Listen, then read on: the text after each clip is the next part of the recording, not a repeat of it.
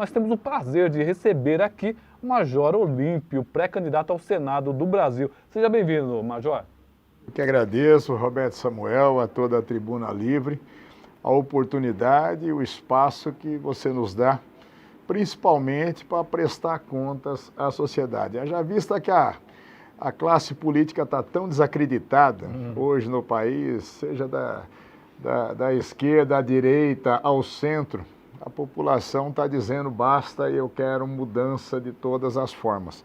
E isso é muito importante, o espaço que o seu jornalismo sério acaba proporcionando para que as pessoas possam cotejar, apreciar o que está acontecendo para posteriormente escolher.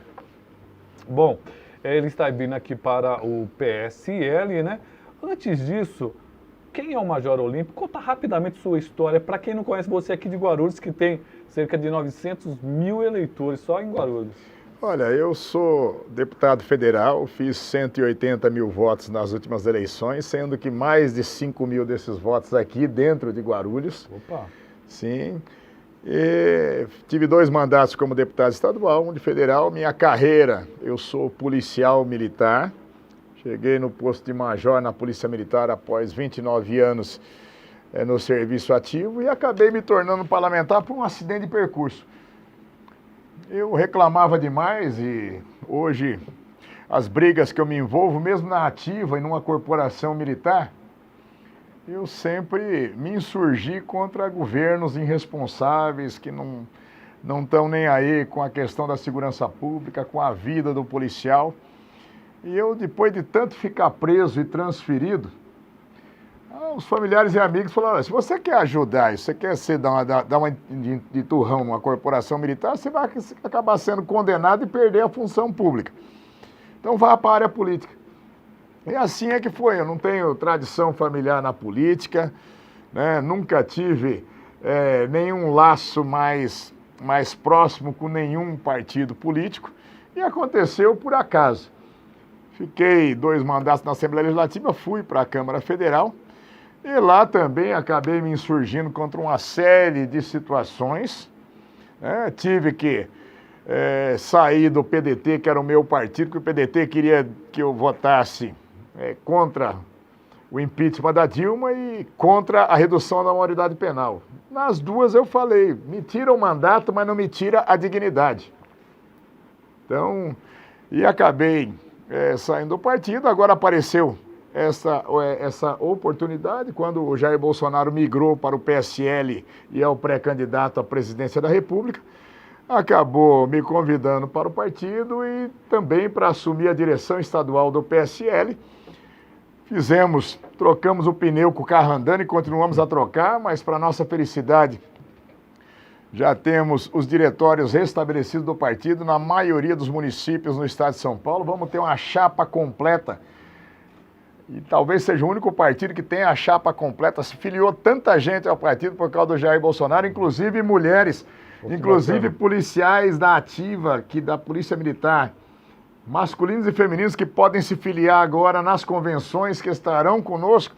Inclusive os 30% do percentual de mulher eu vou conseguir cumprir. Então devo ter 105 candidatos a deputados federais, bastante competitivos, e 141 candidatos a deputados estaduais. Isso vai nos ajudar justamente a dar capilaridade e sedimentar uma vitória do Jair Bolsonaro para a presidência da República. Nos acompanhando lá de Marizias, o Theo. Parabéns, Roberto, pelo excelente programa. O Theo que trabalha na prefeitura, se não me engano, lá de São Sebastião. O vereador de Guarulhos, o Serjão Inovação, está mandando um boa noite e parabéns pela audiência e manda um abraço ao amigo Major Olímpio. Abraço, Serjão. Tamo juntos aí, irmão. Sempre. PSL neles. Vivian Albuquerque, Rita Favalli do Secap, Lucinha Ramiro está dizendo boa noite, Roberto, boa noite ao meu senador. Lembrando que ele é pré-candidato a senador, Lucinha. Quebrou galho. Marcelo Rideu, Major, prefiro que seja governador. É a opinião do Marcelo aqui. Olha, é uma questão, na vida a gente vai aprendendo, né? Um passo de cada vez. Muita gente, principalmente os servidores públicos do Estado, as pessoas que estão aí indignadas com a segurança pública, têm me apertado muito com essa questão de sair numa candidatura para o governo do Estado. Mas com 9 segundos de televisão, que é o que tem o partido, abrimos mão, eu pessoalmente e o PSL também, nós não vamos aceitar 1 centavo desse fundão da vergonha, que foi 1,750 bilhão, que foi votado na Câmara e no Senado para garantir a reeleição de quem está. Isso foi a maior safadeza com o dinheiro público nos últimos tempos. Está na lei, mas é imoral. As pessoas precisam acompanhar cada um dos caras que vão disputar a eleição, que vão usar esse fundão da vergonha. 1,750 bilhão. Então, para disputar uma eleição sem recursos, sem tempo de televisão, para o governo do Estado, ficaria uma disputa muito desigual em relação às máquinas partidárias que estão aí colocadas. O Dória com a candidatura do PSDB, o Scaff com a candidatura do MDB, o Márcio França com a candidatura do PSB e com a máquina governamental. Então, o Major Olímpio tem uma missão fundamental, que é justamente ir para o Senado para dar uma sacudida naquilo lá, que dos 81 senadores hoje, tem 33 que são processados. Mas eu vou dizer uma coisa para vocês, mais da metade já tinha que estar na cadeia.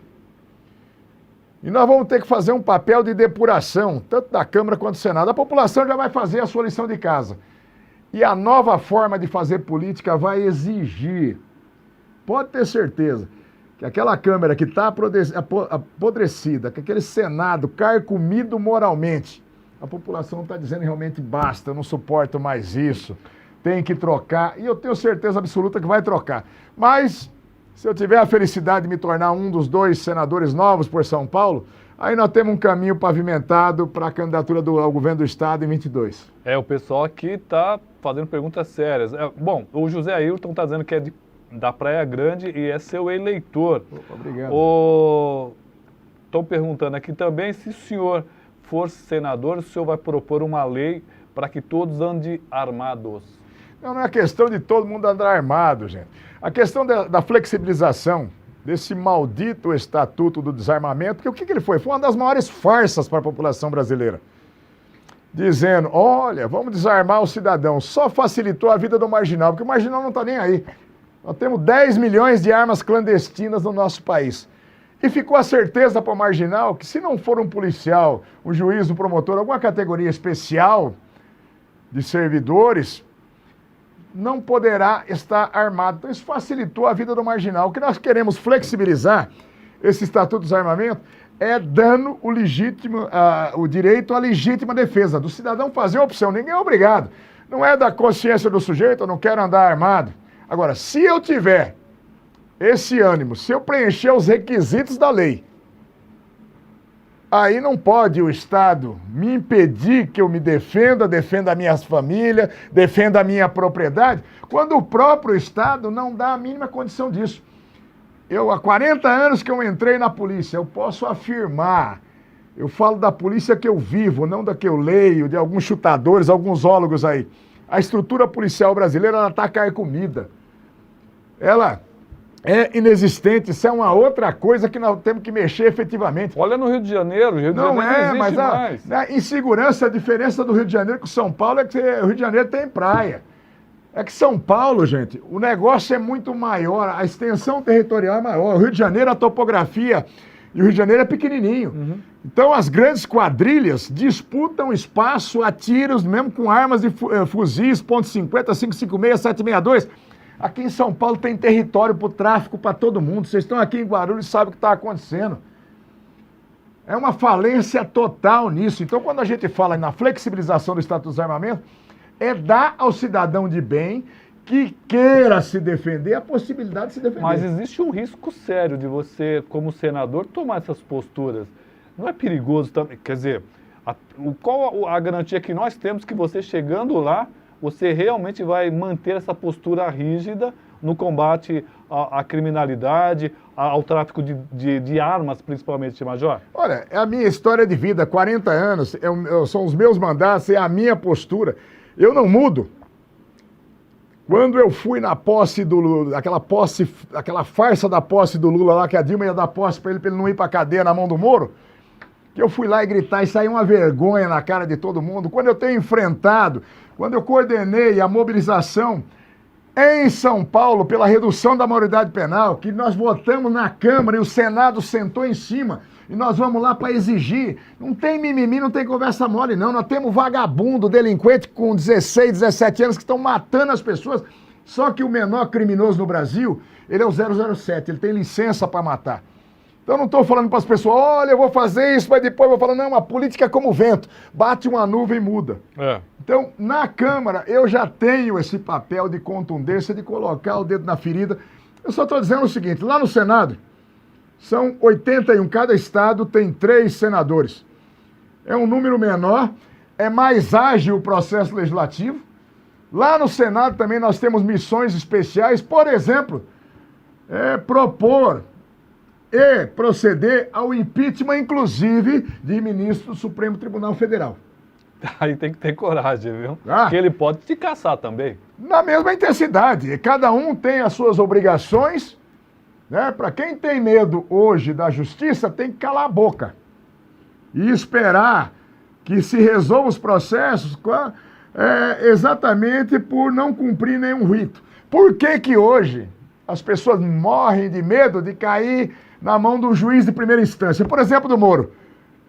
Por que que mantém foro privilegiado para todas, para 50 mil pessoas no Brasil? Desde vereadores, prefeitos, todo mundo tem foro privilegiado. Deputado, se eu tiver agora com um cidadão andando aqui na calçada, se eu e esse cidadão agredirmos uma pessoa, nós dois cometemos um crime. Lesão corporal, agressão contra pessoas. O cidadão que está comigo, ele vai fazer um registro, ele vai ser processado, ele deve ser condenado e ir para a cadeia em 6 meses. O deputado que fez a mesma coisa vai ter que ser encaminhado para o Supremo Tribunal Federal o caso. E é quase uma certeza da impunidade, porque vai prescrever ao longo do tempo, como vários casos têm sido prescritos lá. Tá aí caso do Fernando Collor, do Renan Calheiros, da Marta Suplicy, porque fez 70 anos de idade e não andava o processo lá. Então, as pessoas estão querendo. Tem que botar o dedo na ferida. A população que não suporta mais isso. E o resultado é justamente quando você vê, se faz qualquer pesquisa, e a classe política hoje tem os menores indicadores de credibilidade no país. Você pega o presidente da República, Michel Temer, que eu também, contra o meu partido, eu fui arrancado da CCJ porque eu estava dizendo, o Temer tem que ser processado e tem que ir para o impeachment já. O meu partido me tirou, fiquei sabendo pela Rede Globo que eu estava fora. E eu dizendo, Michel Temer criou o PCP, o primeiro comando do Planalto. Nós temos em São Paulo o PCC e lá ele tem o PCP. PCC com as armas na mão e Temer com a caneta na mão para o crime. E tinha que ser processado, sim, tinha que estar fora. Vai no dia 1º de janeiro, o processo fica dormitando. 1º de janeiro começa a responder. E pode aguardar que ele vai estar jogando dominó com o Lula no banho de sol, um numa cela, outro na outra. Porque ninguém vai apagar o passado podre do que já fizeram. Bom, agradecer o pessoal, pedir para vocês continuar compartilhando essa excelente entrevista com o Major Olímpio, ele que é pré-candidato ao Senado pelo PSL. Muita gente questionando aqui. Eu só queria lembrar, o doutor Cadeu Bernardes, o doutor Alexandre Cadeu Bernardes fez um excelente artigo hoje na Folha Metropolitana, falando sobre a condução coercitiva que foi proibida, né? E ele pediu para eu perguntar para o senhor o que o senhor acha dessa decisão do Supremo. Em primeiro lugar, gente, eu tenho visto o Supremo se apequenar diante da grandeza de guardião da Constituição. A vaidade dos ministros, com transmissão pela televisão agora, eles passaram a gostar do eco da própria voz. Então eles fazem aqueles votos de horas. Eles legislam, eles não estão lá para legislar, estão lá para interpretar a Constituição. A condução coercitiva, né, dizendo agora, ela é inconstitucional, quer dizer o seguinte, sabe? A polícia intima alguém para ser ouvido, o cara não vai. Aí fazia-se a condução coercitiva. Olha, o senhor vai ter que comparecer para poder dar as suas declarações. Agora, sendo inconstitucional, agora a autoridade policial tem que dizer, olha, pelo amor de Deus, se der, o senhor passa lá. Isso não foi feito pro ladrão de galinha, não. Isso foi feito agora para os gangsters. Ó, de gravata, de colarinho, de microfone. Né? Os grandes gangsters que estão sendo processados na Lava Jato. Foi para esse que teve essa interpretação agora. Então, perdão, respeitando, nós temos que ter harmonia entre os poderes, mas temos independência. Isso é mais um tapa na cara lá da Câmara e do Senado, que tem que legislar, muitas vezes não legisla. Tá? E agora o que vai ser? Qual que é a saída? Que até exagera no tom. Não dá para fazer a condição coercitiva, vamos avançar um pouquinho mais no pedido e já pede uma preventiva. Então, para atos, né, quem não tiver um grande advogado começa a se cobrir com isso. Tá certo. Porque é exatamente isso. Quem tem os grandes escritórios que fazem aquela advocacia para os tribunais superiores, entendeu? Vai lá o cara que tá cumprindo uma pena lá, vem lá, dia 26, vamos julgar de novo. Vale a cadeia do Lula mais uma vez ou não vale? Com todo respeito, o ministro Gilmar Mendes, em um mês, ele botou 23 indivíduos que estavam em prisão preventiva na Lava Jato em liberdade.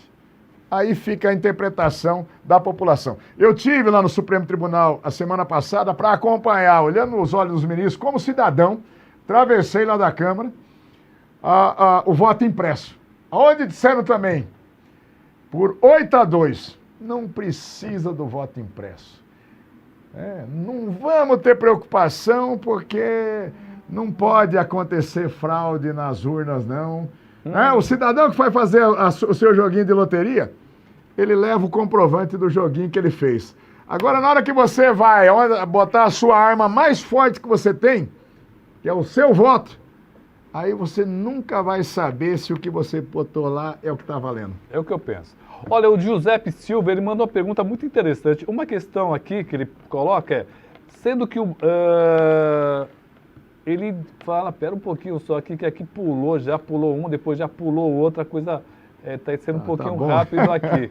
Eu não sei se eu vou conseguir, mas ele estava falando sobre a questão da unificação das polícias militares, estaduais, federais e a GCM. Qual a sua opinião? Olha, a questão, quando você vai tratar de uma forma conceitual, ela é possível. Na prática, custaria tanto dinheiro ao país, aos estados. Fizeram um estudo preliminar que só a unificação das polícias civis e militares no Brasil custaria hoje 100 bilhões de reais. E quem é o governo que vai custear isso? Então, o que precisa fazer é regulamentar o papel de cada um. Existem países onde está até fazendo divisões no aparato policial nas especializações para atender melhor ao cidadão. Agora, o que acontece aqui? Nós temos a Constituição de 88, 30 anos faz dia 5 de outubro, cidadão. E por que você vê essa zorra que é? Você vai para uma ocorrência com reféns, é mais fácil resolver a ocorrência com reféns, salvar a vítima, do que a briga corporativa entre as polícias, quem é que vai conduzir a ocorrência. Então não está definida. A Constituição de 88, ela diz que tinha que ser regulamentado o papel das polícias. 30 anos depois, nós não regulamentamos. Aí esse samba do crioulo doido. A Polícia Federal, com a Polícia Rodoviária Federal, não se entende. Com as polícias civis e militares nos estados, não se entende. As polícias dizendo que as guardas municipais não são polícias municipais, então não tem poder de polícia. Os agentes penitenciários fazendo escolta e vigilância nas ruas, ostensivamente, e não tem poder de polícia. Então, o que está acontecendo, e é por isso que o cidadão não entende, fala, mas como é que eu estou tão desesperado? Claro, com essa zorra onde não se regulamenta o papel que faz cada polícia, imagine para o cidadão como é que fica. Então, essa questão da unificação, isso é conversa mole, não vai virar, não é por causa do corporativismo não, gente. É o custo para isso e levaria isso pelo menos uma geração, 30, 40 anos, para se consolidar um processo dessa natureza. Então, regulamentar. E outra coisa, ter pulso. Esses governadores frouxos que nós temos aí... É possível unificar o salário? O Giuseppe também perguntou isso já faz um tempão. Pelo menos dar uma melhorada no salário. Nós precisamos ter, como tem para a educação, piso nacional do serviço policial. Tá. Não adianta unificar pela miséria. Por exemplo, o salário de soldado de polícia no estado de São Paulo é o pior salário de soldado de polícia no Brasil. O soldado de investigador, o salário de investigador de polícia do Estado de São Paulo é o pior salário de investigador de polícia no Brasil. O salário de oficial da Polícia Militar é o pior do Brasil. De delegado de polícia é o pior do Brasil. Aí você vai me falar, o Estado que eu pago. Por quê? Esses governos, desde Covas, depois veio Alckmin, depois veio Serra, depois veio Alckmin de novo, eles têm ódio, eles têm preconceito com a polícia. Os policiais dizem, o inimigo público número 1 da Polícia de São Paulo não é o Marcola, líder do PCC, não. Tá lá na Avenida Morumbi, 4.500. Era Alckmin, foi Serra. E é isso que nós estamos assistindo no Estado de São Paulo. Você pega um piso salarial de um soldado de polícia no Mato Grosso do Sul, divisa ali do Rio Paraná, dá 80% a mais do que o piso em São Paulo. Então a questão é justamente governos preconceituosos, frouxos na conduta, que não conseguem administrar as polícias que tem, aí quem paga a conta é o cidadão. O Nilson ainda é o presidente estadual, né? O Nilson, que é o presidente estadual da rede, Nilson Gonçalves. Bom, nosso tempo já acabou, então eu vou pedir para ele responder rapidamente, porque ele já respondeu mesmo essa questão. Nilson, boa noite. Pergunte a ele se ele acha que realmente dar uma arma nas mãos das pessoas comuns, isso vai resolver a violência num país onde se mata por briga em trânsito. Nilson, na verdade, ele já respondeu essa questão, mas como você é presidente estadual da rede, estou repetindo essa questão para ele deixar bem claro. 30 segundos, Major. Direito à legítima defesa, sem mimimi, sem conversa mole. Quem sofre a violência do marginal sabe. É melhor o cidadão de bem com a arma na mão e chorando a mãe do bandido do que chorando a mãe da vítima. Ele foi o único cara que eu vi tirar o Alckmin do sério, Serginho. Quando eu vi assim, eu falei, meu, o que ele fez? Ele deu a impressão que ele chutou o pé do Alckmin, porque se puder xingar a mãe do Alckmin, o pai do Alckmin, ele ficava tudo tranquilo. Rapaz, bom, obrigado pela presença. Espero que você possa vir aqui outras vezes. Estou à disposição, sou vizinho aqui, moro aqui na Zona Norte de São Paulo. 15 minutinhos, nós estamos aqui sempre.